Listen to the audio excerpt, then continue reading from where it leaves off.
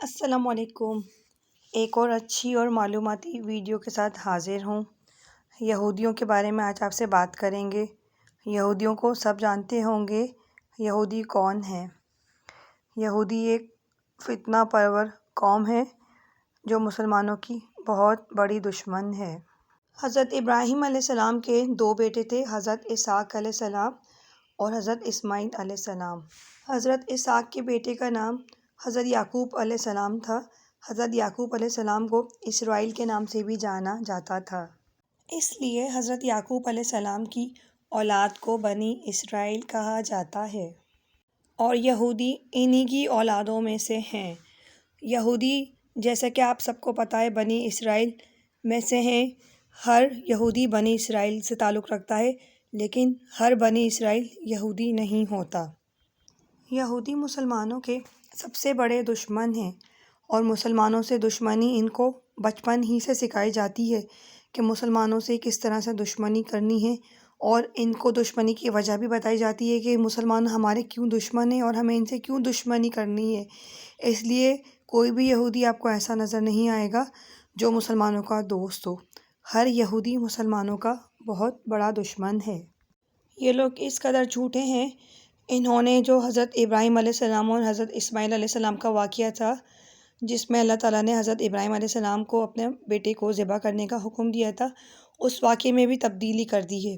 انہوں نے توریت میں اس واقعے کا ذکر کے اندر حضرت اسحاق علیہ السلام کا نام لکھ دیا ہے، اور اس واقعے کو اس طرح تبدیل کر دیا ہے جیسے یہ واقعہ حضرت ابراہیم علیہ السلام اور حضرت اسحاق علیہ السلام کے درمیان پیش آیا ہو۔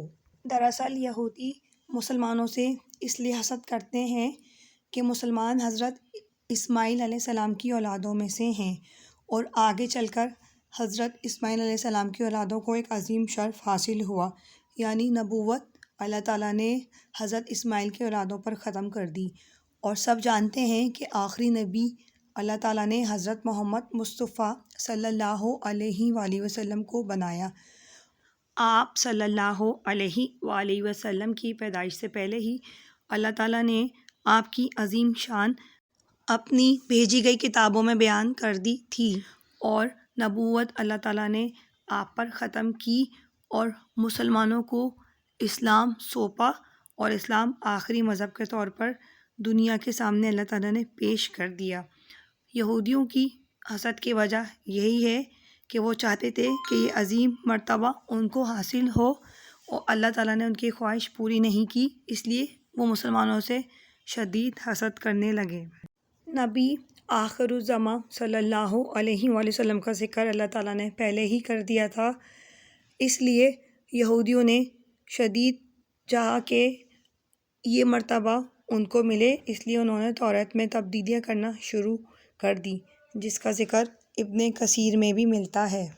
لیکن ان کی سازش ناکام ہوئی، اور آخر نبوت اہل عرب کے حصے میں آئی، اور اللہ تعالیٰ نے حضرت محمد صلی اللہ علیہ وآلہ وسلم پر دین مکمل کر دیا، اور اسلام کو بطور دین تمام دنیا میں آنے والے مسلمانوں کے لیے پسند کر لیا۔ مسلمانوں سے یہود حسد ایک اور وجہ سے بھی کرتے ہیں، کیونکہ مسلمانوں نے خیبر میں یہودیوں کو بری طرح شکست دی تھی۔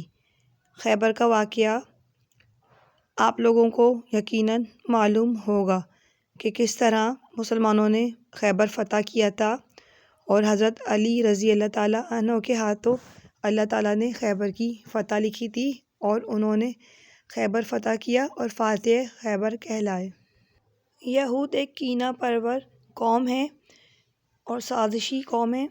یہود اپنی خیبر کی شکست آج تک نہیں بھولے، جس کا ثبوت یہ ہے، چند مہینوں پہلے اسرائیل کے کچھ نوجوان سڑکوں پر کچھ بینر لیے کھڑے ہوئے تھے، جس پہ لکھا ہوا تھا خیبر واز یور لاسٹ چانس، یعنی وہ کھلے لفظوں میں مسلمانوں کو بتانا چاہ رہے تھے کہ خیبر کی فتح تمہارے لیے آخری موقع تھا۔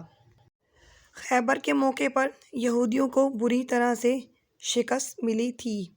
واقعہ خیبر بس ہماری کتابوں کی زینت بن کر رہ گیا ہے۔ خیبر کا واقعہ آپ کتابوں میں بچپن میں ضرور پڑھتے ہوں گے، اس کے بعد وقت کے ساتھ ساتھ اور بڑا ہوتے ہوتے یہ واقعہ آپ کا ذہن سے بالکل نکل جاتا ہے۔ بہت کم لوگ ایسے ہوں گے جن کو یہ واقعہ پوری طرح سے صحیح سے یاد ہوگا، لیکن اس کے برعکس یہودیوں نے اس واقعے کو آج تک اپنے دماغوں میں بٹھایا ہوا ہے، اور ان کو بچپن سے لے کر جوانی تک یہ واقعہ بتایا جاتا ہے کہ کس طرح مسلمانوں نے ان کے باپ دادا کو شکست دی تھی، اور کس طرح مسلمانوں نے اس وقت ان پر غلبہ پایا تھا۔ یہ مسلمانوں کی طاقت سے واقف ہیں، اس لیے یہ مسلمانوں کو دبانے کے لیے آج بھی کوششیں کرتے رہتے ہیں، اور اسرائیلی نوجوانوں کے بینرز اٹھانے کا مقصد بھی یہی تھا۔ یہ مسلمانوں کو وارننگ دے رہے تھے کہ خیبر تمہارے لیے فتح کا آخری موقع تھا۔ آج مسلمان جس انتشار کا شکار ہیں وہ در حقیقت یہودیوں کی سازش ہی ہے۔ یہودیوں نے اس طرح سے چالیں چلیں اور اس طرح سے سازش کی کہ مسلمانوں کو پتہ بھی نہیں چلا، اور مسلمان ان کی چالوں میں پھنستے چلے گئے۔ اس کے لیے انہوں نے بہت پہلے سے ہی کوششیں کرنا شروع کر دی تھی، کیونکہ یہود، نصارہ، عیسائی سب جانتے ہیں مسلمانوں کی فتح ان کے اتفاق اور ان کے اتحاد میں ہی ہے۔ اس لیے انہوں نے مسلمانوں کا اتفاق اور اتحاد مل کر توڑا، اور خلافت عثمانیہ کو بھی ختم کروانے میں ان لوگوں کا بہت بڑا ہاتھ ہے۔ انہوں نے اندر ہی سے کچھ لوگ خریدے جو لالچی تھے، انہوں نے اس طرح کے لوگوں سے سودا کیا اور اندر سے ہی جڑیں کمزور کرنا شروع کی، جو خلافت عثمانیہ کے خاتمے کی سبب بنی۔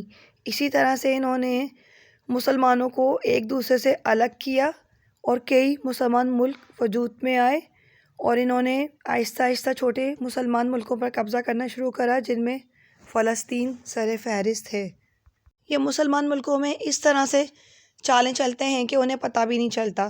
اسی طرح انہوں نے کچھ عرصے پہلے ترکی کو توڑنے کی بھی کوشش کی تھی، جس میں انہوں نے ترکی کی فوج اور عوام کو آپس میں لڑوا دیا تھا، کیونکہ یہ طیب اردگان سے ڈرتے ہیں۔ ان کو معلوم ہے طیب اردگان کس قدر پاورفل لیڈر ہے اور عوام اس سے کس قدر محبت کرتی ہے، اور اس کے علاوہ ان کو یہ ڈر بھی تھا کہ معاہدہ لوزان ختم ہونے کے بعد طیب اردگان دوبارہ سے خلافت عثمانیہ کے لیے کوشش شروع کر دیں گے، تو اس لیے انہوں نے ان کو بھی اندر سے لڑانے کی کوشش کی، جو ترکی کی عوام نے آپس میں متحد ہو کر ناکام بنا دی۔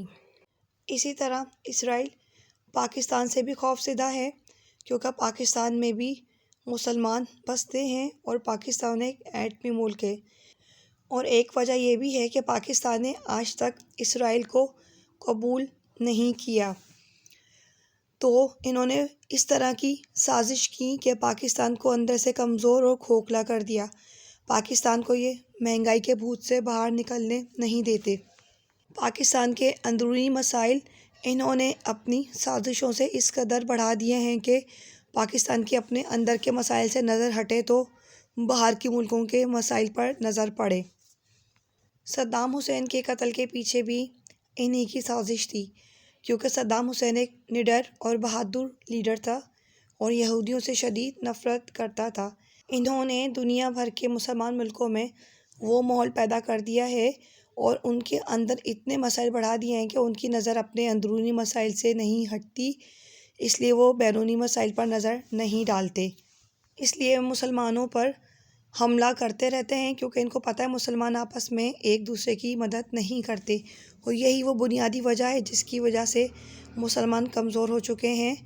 اور اصل میں یہود یہی چاہتے ہیں کہ خلافت عثمانیہ دوبارہ سے قائم نہ ہو، کیونکہ خلافت عثمانیہ قائم ہونے کا مقصد یہ ہے کہ مسلمانوں کا آپس میں اتحاد ہوگا اور اتفاق ہوگا، اور مسلمان ایک دوسرے کی مدد کریں گے اور دوبارہ سے مضبوط، مستحکم اور طاقتور ہو جائیں گے، اور پھر مسلمانوں کی طرف کوئی بھی میلی آنکھ اٹھا کے نہیں دیکھ سکے گا۔ یہی یہود نہیں چاہتے کہ مسلمان پھر سے طاقتور ہوں۔ ویسے بھی موجودہ دور میں مسلمانوں کا جو حال ہے یہ ہوتا نظر نہیں آ رہا۔ اب تو میرے ساتھ مل کے آپ سب بھی یہ دعا کریں کہ اللہ تعالیٰ تمام مسلمان ممالک کو عقل دے، شعور دے، اور ان کے اندر یہ بات ڈالے کہ یہ آپس میں اتفاق، اتحاد سے رہیں اور یہ آپس میں ایسا اتحاد بنائیں اور متحد ہو جائیں جس کی وجہ سے یہ تمام مسلمان دشمنوں کو شکست دے سکیں اور دنیا میں یہ اپنا مقام دوبارہ بنا سکیں۔ اب اگر آپ لوگوں کو میری ویڈیو پسند آئی یا آپ لوگ چاہتے ہیں کہ میں اور ویڈیو اور معلوماتی ویڈیو آپ لوگوں کے لیے لے کر آؤں تو آپ میرے چینل کو سبسکرائب کر دیجئے اور مجھے اجازت دیجئے۔ اللہ حافظ۔